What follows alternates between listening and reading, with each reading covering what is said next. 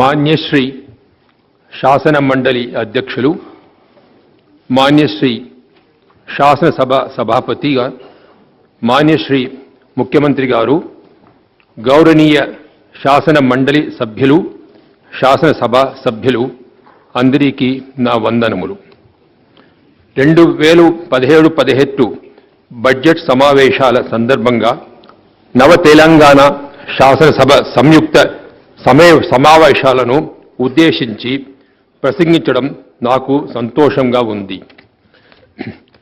శాసన మండలి మరియు శాసన సభ సమావేశాలలో జరగబోయే చర్చలు అర్థవంతంగా తెలంగాణ ప్రజల ఆకాంక్షల మేరకు ప్రజల నమ్మకాన్ని నిలబెట్టుకునేలా ఉంటాయని ఆశిస్తున్నాను. ఈ సభలో జరిగే చర్చలు తెలంగాణ రాష్ట్ర ఏర్పాటుకు ప్రజలు చేసిన త్యాగాలను ప్రతిబింబించేలా ఉంటాయని ఆశిస్తున్నాను.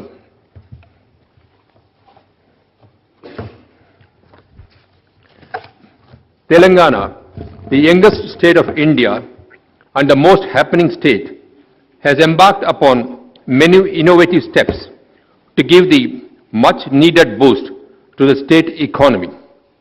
The infant state has come to be recognized throughout the country for launching many an initiative in a very short span of time. The results of many initiatives taken by my government in the last 33 months in various sectors is there for all of you to see. Uninterrupted power supply, revamping of minor irrigation tanks through Mission Kakatiya, drinking water supply to households through Mission Bhagiratha, and obtaining the #1 rank in the ease of doing business are a few among the many. In a move aimed at launching people-friendly administrative reforms, my government carved out 21 new districts on the auspicious Dashara day last year, increasing the total number of districts to 31.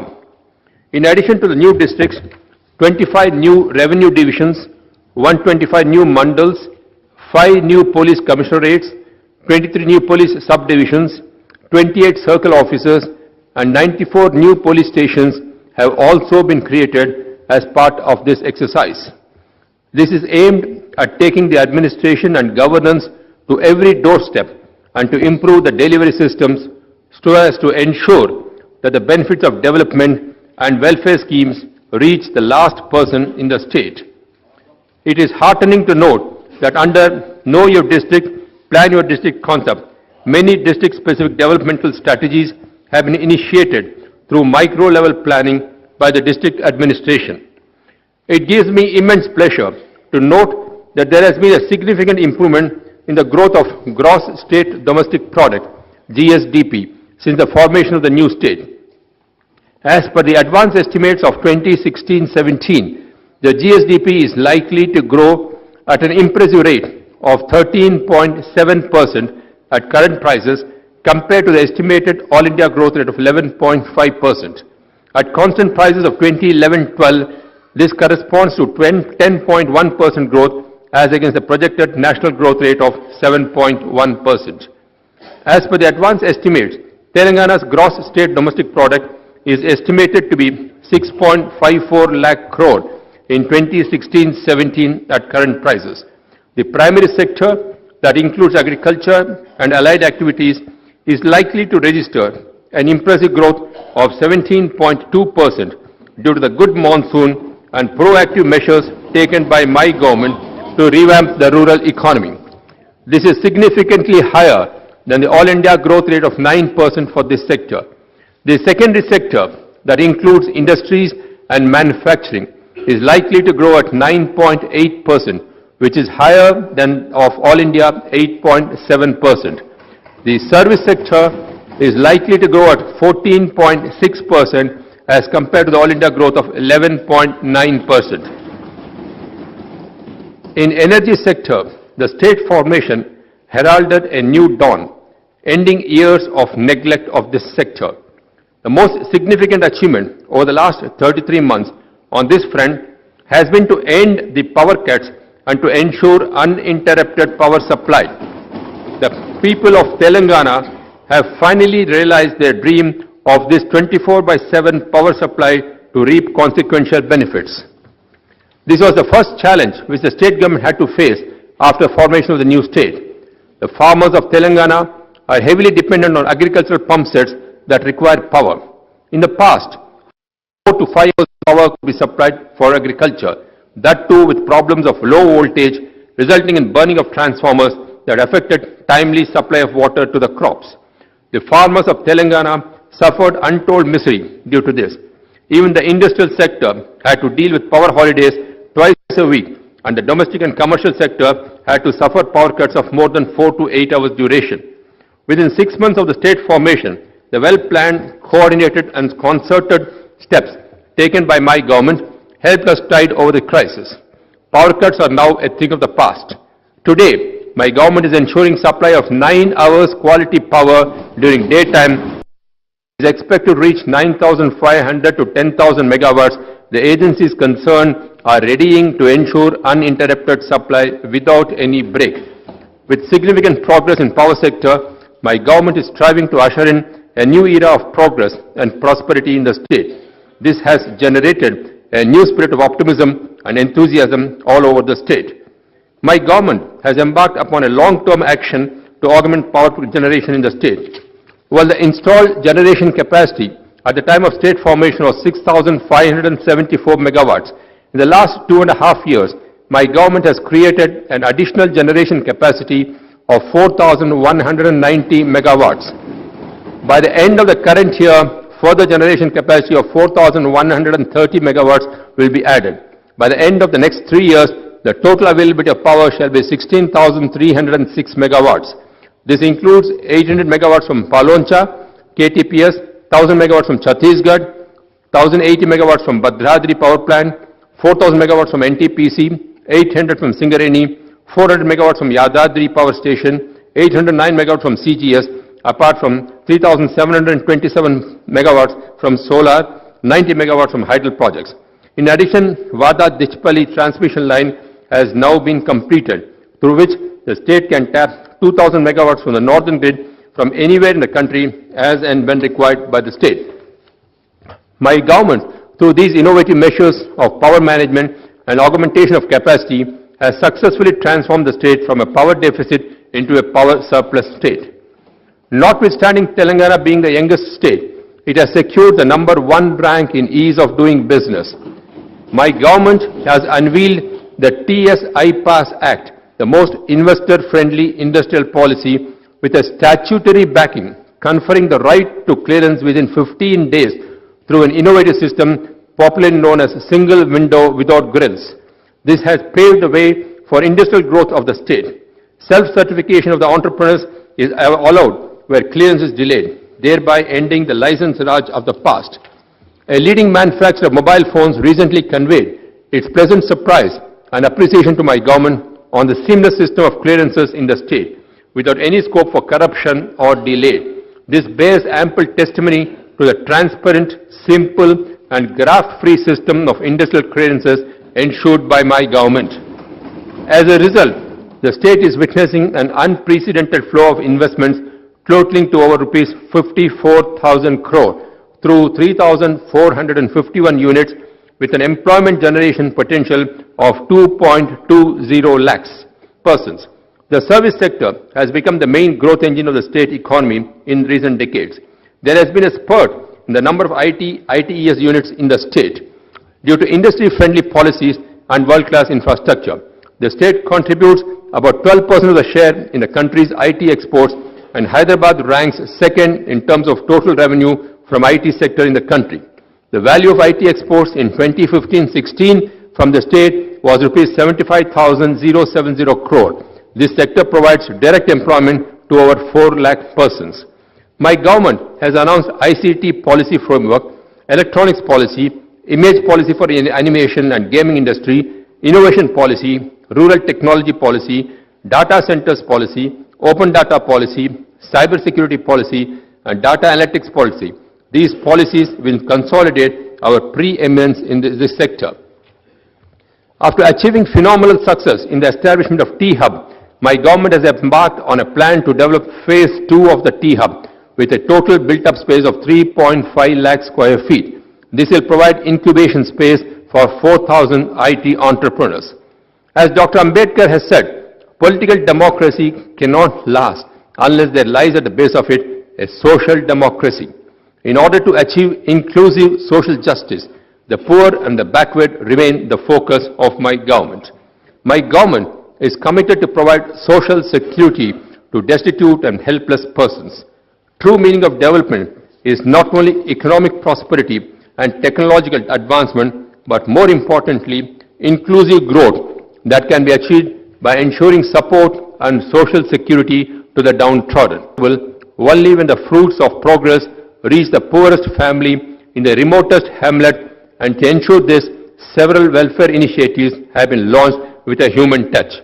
My government has earmarked lion's share of the budget for the welfare sector by allocating over rupees 35,000 crore to implement over 30 welfare schemes.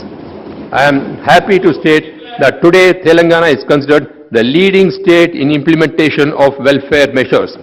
Contrary to the ritualistic practice of doling out paltry assistance through social welfare pensions, my government has significantly enhanced the quantum of pensions for old persons, widows, weavers and toddy tappers, AIDS patients, and increased it to rupees 1,000 per month under the Asara scheme. The pensions for differently abled and aged artists has been enhanced to rupees 1,500 per month. Many poor women in the state eke out their livelihood by beady rolling without proper remuneration. To alleviate their plight, my government, for the first time, introduced a financial assistance scheme of rupees 1,000 per month for the beady workers. Telangana is the only state in the country that can boast of such a scheme for beady workers. While 29 lakh persons were sanctioned social security pensions before the formation of the state, currently as many as 36 lakh persons are benefiting under the pension and assistance schemes introduced by my government. As compared to the annual expenditure of rupees 835 crore towards this in the past, currently my government is spending over rupees 4,729 crore for this purpose. My government has taken yet another humanitarian decision to mitigate the plight of single women by introducing an assistance of rupees 1,000 per month to enable them to live with dignity. My government is determined to ensure that no one suffers from the pangs of hunger and to eliminate any starvation deaths in the state. The food security scheme has been significantly strengthened to serve this need by enhancing the quantum of ration supply. The ceiling of rice supply has been increased from 4 to 6 kilos per person without any restriction on the number of family members. To build a strong nation, children have to be provided nutritious food. In the past, the boarders in the welfare hostels were being given coarse and unpalatable rice. Recognizing their plight, my government introduced a scheme of supplying Sanna Biyam to the welfare hostels and also under midday meal scheme in the schools, which resulted in significant increase in the attendance of the students. For this purpose, 1.44 lakh tons of fine rice is utilized at a cost of 496.61 crore per year. My government is providing financial assistance of rupees 51,000 to poor unmarried girls through Kalyana Lakshmi and Shadi Mubarak scheme. As a result, the number of child marriages has come down drastically in the recent years. So far, 1.74 lakh brides were benefited under this scheme. My government has launched overseas scholarship scheme by providing financial assistance to economically poor students for pursuing higher studies abroad. Rupees 20 lakh financial assistance is being provided to SC/ST students under the B.R. Ambedkar Overseas Scholarship Scheme, for BC students under the Mahatma Jyotiba Phule BC Overseas Scholarship Scheme, and for the students of minority community under the CM Overseas Scholarship Scheme. My government is committed to provide assistance to the families of martyrs who sacrificed their lives to achieve separate statehood. Apart from financial assistance of rupees 10 lakh to each family, government employment is being provided to one member of each such family. My government abolished transport tax on agricultural tractors and autos. Accident insurance scheme covers of rupees 5 lakh was provided to drivers, construction workers, journalists, home guards, toddy tappers and fishermen. For the first time in the country, a welfare fund of rupees 50 crore for journalists and rupees 100 crores for advocates has been created by my government. To alleviate the plight of poor Brahmin families, Brahmin Samkshemak Parishad has been set up with an allocation of rupees 100 crore. My government is committed to the welfare of retired army personnel, extending double pension scheme to them and their widows, substantial increase of cash awards to the gallantry awardees, strengthening Sainik welfare boards, both at the state and district levels are some of the measures in this regard. After the formation of the state, my government undertook several employee-friendly measures, including sanction of special Telangana increment, 43% fitment and health cards for employees. Remuneration to outsourced and contract employees has been increased much above the scale prescribed under the Minimum Wages Act. Remuneration to contract teachers working in residential schools has been increased, and the human touch of my government was once again reflected in the decision to enhance the remuneration for village revenue assistance from rupees 6,500 to rupees 10,500, apart from the Telangana increment of rupees 200.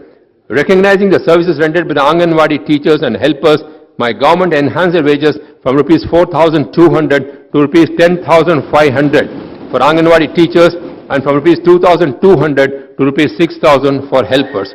My government is committed to fill up 1 lakh vacancies in the government sector in a period of 5 years, as assured at the time of state formation.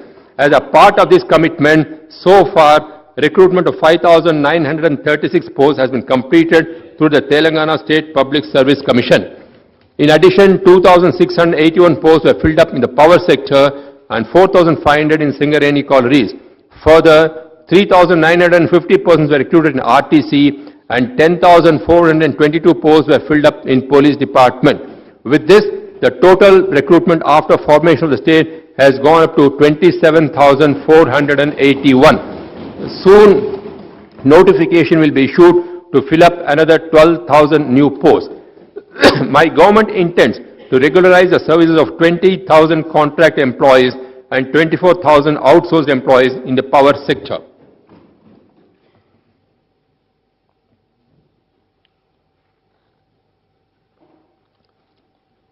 Further, 24,000 posts are likely to be sanctioned for the newly established residential schools, of which 8,000 posts will be filled up this year and the remaining 16,000 in the next 2 years. Further, large-scale recruitment of teachers is planned by the government. The dependent employees of Singareni collieries are being provided with employment. By filling up all these posts through a time-bound action plan, my government aims to fulfill its assurance of providing recruitment opportunities for 1 lakh persons. The agriculture sector in the state is poised for revival, ending the agrarian distress that marked the past. My government has embarked on an ambitious plan for holistic development of agriculture sector, dovetailing it with irrigation projects and revival of tanks. As an immediate measure of relief, my government has already waived agricultural loans amounting to rupees 17,000 crore and 3 installments of rupees 12,105 crores were adjusted into the accounts of 35.30 lakh farmers. As per my government's assurance, the amount required for the last installment will be allocated in the ensuing budget. To address the credit needs of farmers, rupees 29,101 crore was earmarked for crops under the annual credit plan for 2016-17, which is significantly higher compared to the last year. To popularize micro-irrigation, subsidy has been extended up to 5 hectares to all categories of farmers, relaxing the earlier limit of rupees 1 lakh per family and coverage of 1 hectare. Today, maximum subsidy of rupees 6.25 lakh is allowed per farmer for micro-irrigation. My government has encouraged polyhouse cultivation of vegetables and flowers by providing 95% subsidy to SC/ST farmers and 75% to other farmers. An area of 1,005 acres is covered under this so far. Realizing that there is an acute shortage of agricultural storage facilities in the state, my government has taken up construction of godowns with an additional storage capacity of 17,057 lakh metric tons at 330 locations with the assistance of NABARD. So far, 138 godowns have been completed. In order to ensure drought-proofing of agriculture sector, my government has taken up the ambitious task of providing and stabilizing irrigation facilities to 1 crore acres as one of its main flagship programs spread throughout the state, with the ultimate objective of ensuring 1 lakh acres of irrigation in each of the rural constituencies. Only then it is expected that the prevailing drought conditions and distress in the agriculture sector would be mitigated on a permanent basis and rural economy would be revamped. Towards this objective, 23 major and 13 medium irrigation projects which have been ongoing since many years have been fast-tracked, duly resolving many issues and bottlenecks in their execution. So far, 7 projects have been completed and 14 projects are partially commissioned. Out of the total contemplated new irrigation potential of 68.19 lakh acres and stabilization of 8.44 lakh acres through these projects, new irrigation potential of 12.29 lakh acres and stabilization of IACAT of 2 lakh acres has been achieved. Bhakta Ramadasu Lift Irrigation Scheme that was launched on 31st January 2017 is designed to irrigate about 58,958 acres and the project was completed in a record time of 11 months. This paves the way for bumper harvest in the future in the hitherto parched lands. Under the flagship program of Mission Kakatiya, my government has taken steps to rejuvenate and restore 46,531 tanks to revive the ecosystem in the rural areas. This has become a role model for the entire country. So far, restoration of 17,278 tanks has been taken up under phase 1 and 2 of this scheme. My government has taken the prestigious Telangana Harita Haram program to increase green cover up to 33% in our state. We have fixed the target of planting 230 crore saplings all over the state, of which 100 crore saplings are being planted along roadways, open places, on the banks of tanks, embankments of agricultural lands, private and public office premises, colonies and in private houses in the cities, towns and villages. Another 120 crore saplings will be planted in the forest areas to restore forest land which was lost due to deforestation. Under GHMC limits, 10 crore saplings will be planted.